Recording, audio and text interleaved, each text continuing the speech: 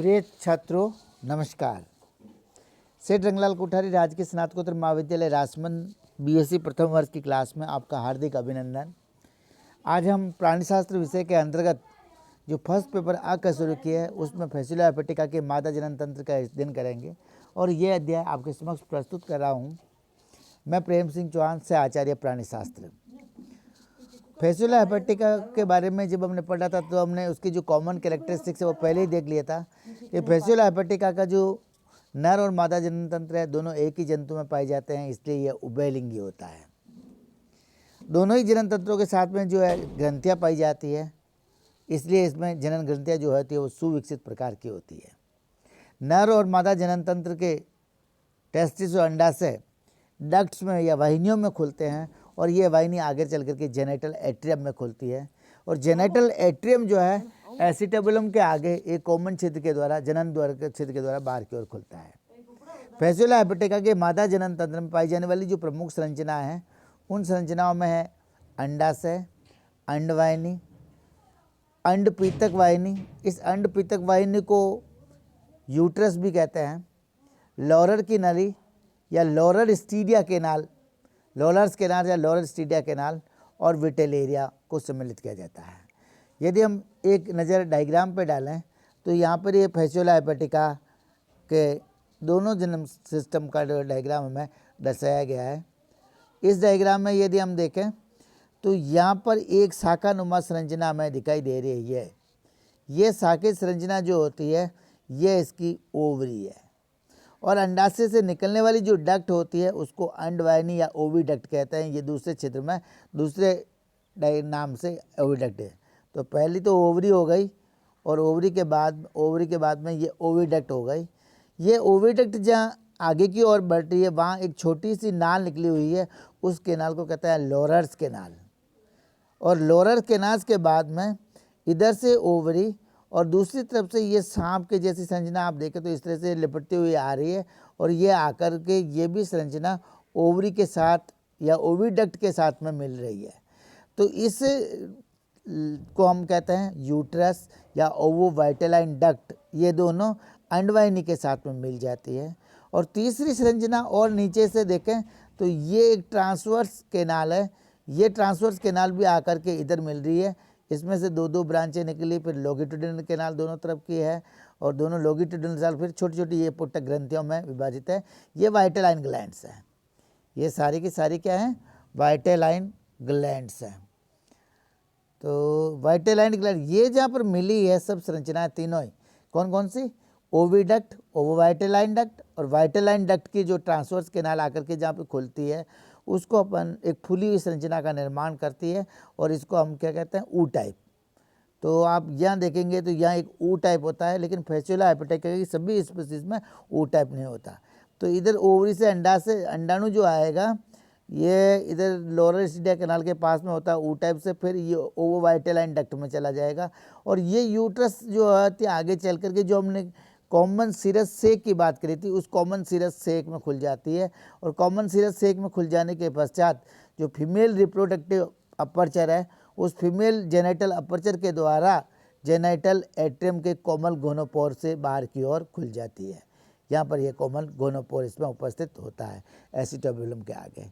तो ये सारी संरचनाएं जो होती है वो किससे संबंधित है? फीमेल रिप्रोडक्टिव सिस्टम से संबंधित है। इसी के साथ जहाँ पर ऊ टाइप बना है उस ऊ टाइप पर आप देखना गहरे रंग की ग्रंथियाँ बनी हुई है।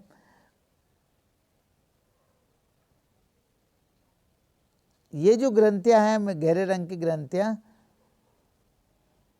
इनको मेलियस ग्लैंड्स कहते हैं। ये लिखो, ये लिखा हुआ मेलियस ग्लैंड्स, ये काली काली ग्रंथियाँ ऊ टाइप के पास में बनी हुई मेलियस ग्लैंड्स कहलाती है।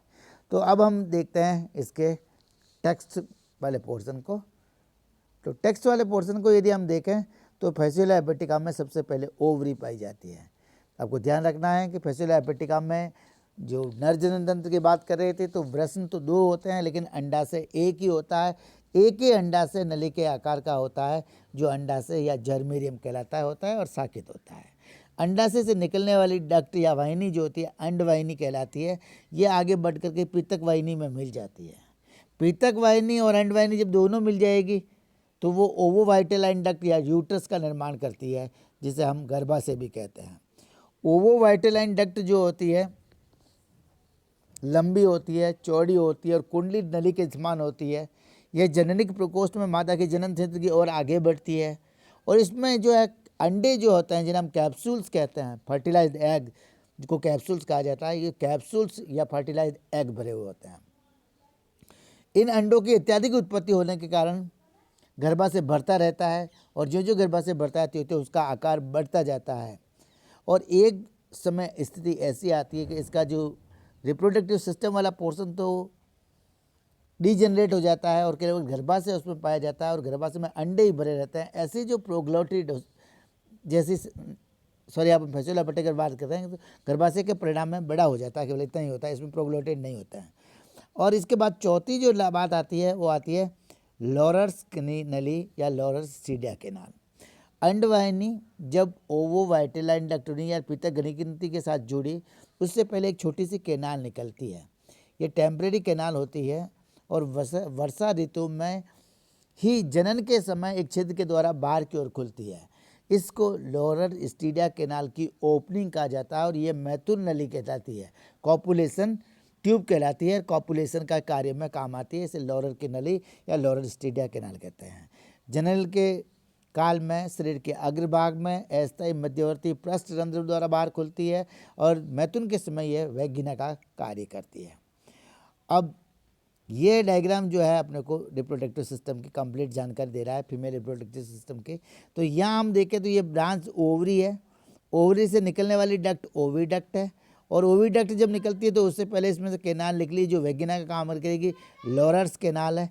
और लोरस केनाल पीछे की ओर चल करके कहाँ चली गई है, वाइटेलाइन ग्लैंड से आई हुई जो ट्रांसफर डक्ट है उसकी डक्ट के साथ में ओवरी की ओविडक्ट मिल जाती है और इधर दूसरी तरफ से यूट्रस आती है वो भी मिल जाती है। तो यहाँ पर जो है एक ऊ टाइप का निर्माण होता है, ये तो योग रिजर्वायर है और दूसरा एक ऊ टाइप का निर्माण होता है फूली हुई संरचना का।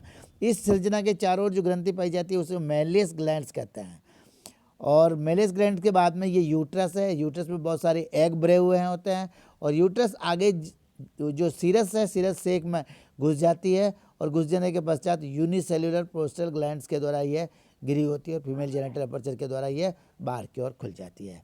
ये फीमेल रिप्रोडक्टिव सिस्टम के कंप्लीट भाग जो है इस डायग्राम में आसानी से आप देख सकते हैं और पहचाने जा सकते हैं।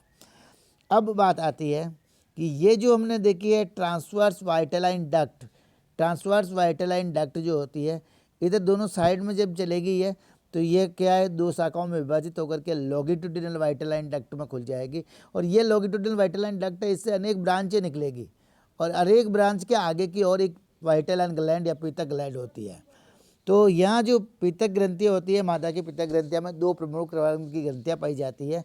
मैंने आपको बताया था फीमेल रिप्रोडक्टिव सिस्टम के साथ एसोसिएट दो प्रकार की प्रमुख ग्रंथियाँ होती है, जिसमें पहली तो पित्तक ग्रंथि या वाइटेलाइन ग्लैंड्स होती है और दूसरी मेलियस ग्लैंड्स होती है।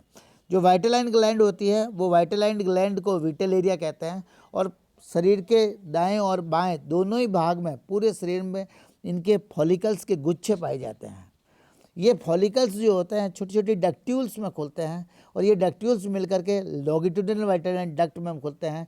दोनों तरफ की जो लॉन्गिट्यूडिनल वाइटेलाइन डक्ट होती है वो ट्रांसवर्स डक्ट में खुलती है और ट्रांसवर्स डक्ट जो है ये जो संरचना मिलती है लॉन्गिट्यूडिनल डक्ट की और ट्रांसवर्स डक्ट की एक अंग्रेजी के एच अक्षर के समान संरचना निर्माण करती है। वहाँ से अनुप्रस्थ पित्तक वाहिनी जो है मध्य में फूल करके ये एक योग रिजर्वायर का निर्माण करती है, जहाँ पर योग की जो कोशिकाएं या पित्तक आकर के एकत्रित होता है। और ये योग जो वाहिनी है ये मध्यवर्ती मीडियन वाइटेलाइन डक्ट निकलती है जो ओविडक्ट के साथ में मिल जाती है और ओवो वाइटेलाइन डक्ट के साथ भी मिल करके इसका एक निर्माण करती है। विटेल एरिया में विशिष्ट प्रकार की पित्तक कोशिकाएं पाई जाती है, ये ग्रंथिल कोशिकाएं होती है और पित्तक को उत्पन्न करने का कार्य करती है। पित्तक जो होता है वो भ्रूण को पोषण प्रदान करने के लिए कार्य करता है। जब अंड कवच का निर्माण होता है तो बड़ी बड़ी कवच गोलिकाएं बनती है, उनके निर्माण में भी ये सहायक है।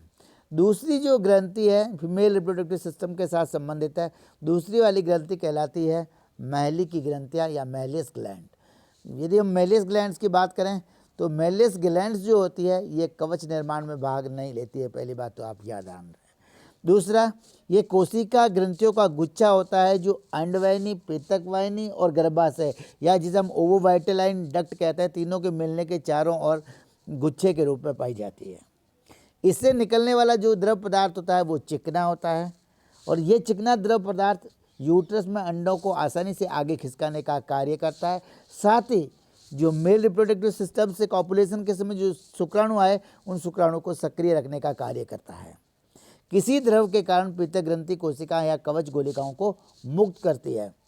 इसी द्रव के कारण, कौन सा द्रव का, मेलिस ग्रंथियों से स्रावित जो द्रव होता है उस पृथक ग्रंथियों की कवच गोलिकाओं पर कार्य करता है और उससे कवच गोलिकाओं को मुक्त करवाता है।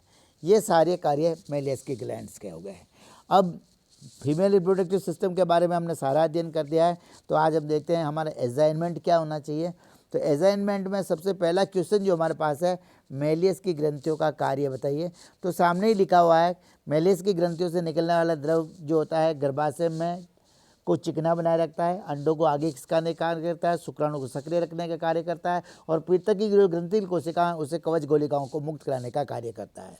दूसरा, पृथक की कोशिकाओं या नलिकाओं को तंत्र अंग्रेजी के किस अक्षर के समान होता है, तो ये अंग्रेजी के एच अक्षर के समान होता है। तीसरा, लॉरर की नली या लॉरर स्टीडिया कैनाल पर संक्षिप्त टिप्पणी ने लिखी है।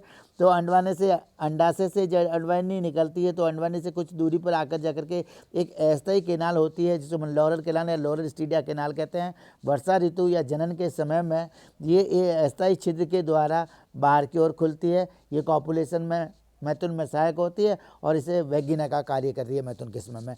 यह इंपॉर्टेंट बात है। प्रोस्टेट ग्रंथि से निकलने वाले द्रव की प्रकृति क्षारीय होती है और प्रोस्टेट ग्रंथि से निकलने वाले द्रव जो कि क्षारीय द्रव होता है उसका जो है फंक्शन है वो आपको लिख लेना है। फैस्युला हेपेटिका के मादा जनन तंत्र का वर्णन कीजिए। लास्ट में फीमेल रिप्रोडक्टिव सिस्टम का नामक चित्र बनाना है और उसका आपको डिटेल से एक्सप्लेन करना है। तो thank you for watching this video. Have a good day.